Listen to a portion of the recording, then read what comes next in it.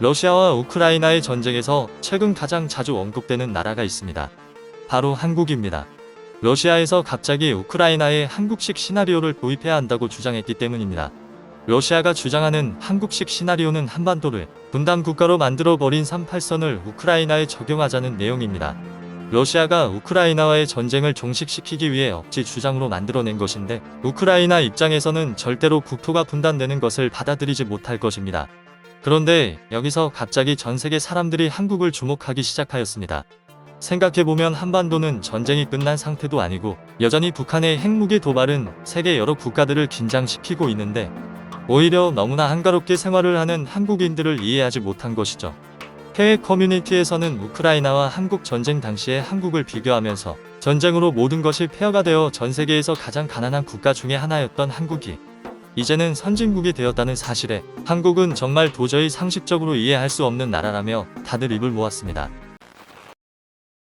러시아 우크라이나 전쟁에서 최근에 가장 많이 언급되고 있는 나라가 바로 한국입니다. 왜냐하면 한국은 우크라이나처럼 아직 전쟁이 끝나지 않은 국가이기 때문입니다. 최근 들어 북한이 탄도미사일을 엄청나게 많이 발사해도 한국인들이 평소처럼 평온한 모습으로 일상생활을 보내고 있는데 한국을 방문한 적 없는 외국인들은 이런 한국인을 전혀 이해하지 못하고 있습니다. 바로 옆에서 언제든지 미국과 한국을 향해 미사일을 쏘겠다는 북한이 존재함에도 불구하고 아무런 신경을 쓰지 않는 한국인들이 너무나도 이상해 보였던 것이죠. 한국을 방문한 적 없는 외국인들이 이에 대해 너무 궁금해하였고 이에 대해 자세하게 설명을 해준 사람들이 있었습니다. 바로 한국에서 오래 거주하고 있는 외국인들이었죠. 한국에서 오랫동안 생활한 외국인의 답변들은 한국인이 봐도 놀라울 정도로 매우 정확하였습니다. 우선 남북한의 인구수 차이는 물론이고 경제력에서는 이미 엄청난 차이를 보이고 있기 때문에 한국은 북한을 전혀 신경 쓰지 않는다고 평가하였습니다. 먼저 남북한의 인구는 2021년 기준 한국 5,174만 명, 북한 2,589만 명으로 한국 인구가 북한보다 2배나 많습니다.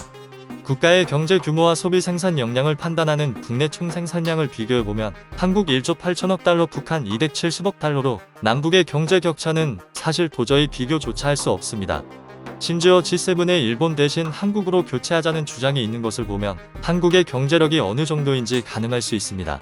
밀떡으로 추정되는 한 외국인은 한국이 최첨단 무기를 직접 개발하고 있다며 한국의 군사력과 방위산업을 언급하기도 하였는데 그 중에서 한국의 육군은 전세계 최강이라며 극찬을 아끼지 않았습니다.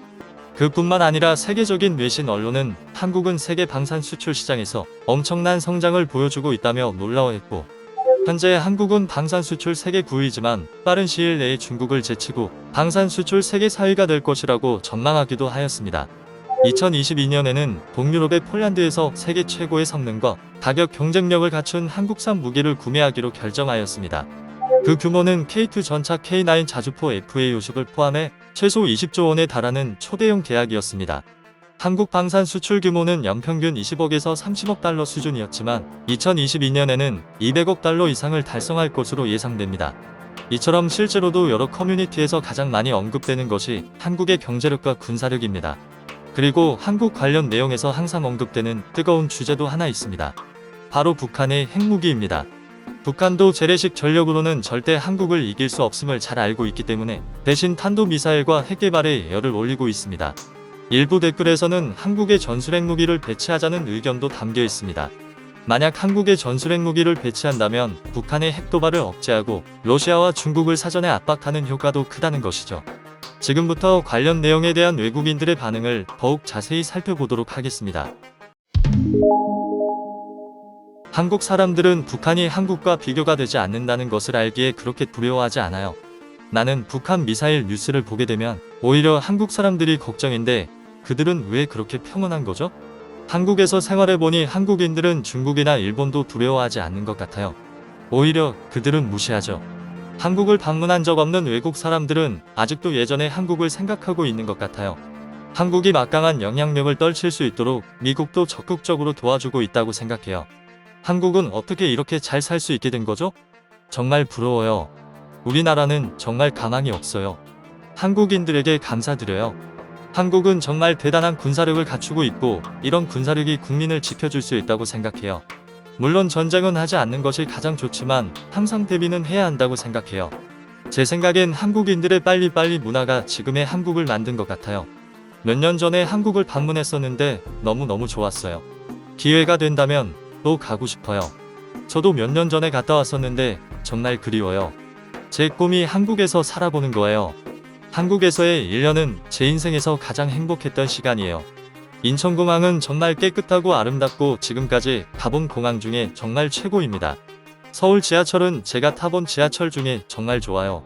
제가 살고 있는 파리는 정말 한숨만 나오는데 뉴욕이나 런던 지하철이랑 비교하면 여기는 천국이라고 할 수 있죠.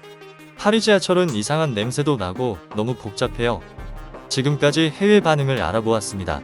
대한민국 파이팅입니다. 시청해주셔서 감사합니다.